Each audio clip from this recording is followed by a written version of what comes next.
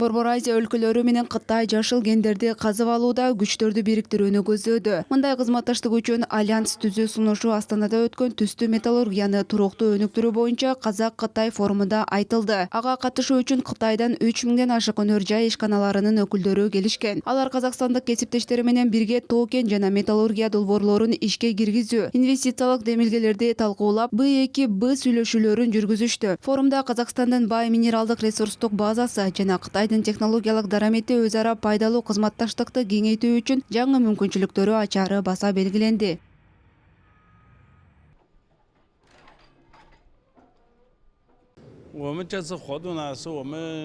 2005-жылы Казакстанга биринчи жолу бардым. Ошондон бери биз сиздин өлкө менен түстүү металлургияны өнүктүрүүгө абдан кызыктарбыз. Анткени Казакстан Борбордук Азияда жездин, цинктин, алюминийдин эң ири кенине ээ жана биз өз кезинде бул металлдарды тереңдетип иштетүү үчүн алдыңкы технологияларды жана жабдууларды сунуштай алабыз.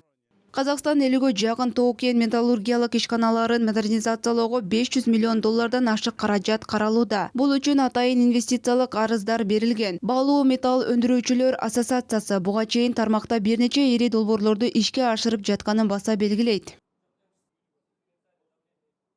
Чоң келишим дүйнөдөгү 3-үчү ири компания RG Gold жана алар көп иштерди жасап жатышат. Алар инвестициялык долбоорду ишке ашырып, жаңы завод куруп, өндүрүштү көбөйтүп, жаңы жумуш орундарын түзүшөт. Мындан тышкары учурда геологиялык чалгындоо жана өндүрүшкө кирген көптөгөн компаниялар бар. Биздин казакстандык компаниялар аларга стратегиялык өнөктөш таап, жаңы майда гендерди иштетүүгө киришүүдө.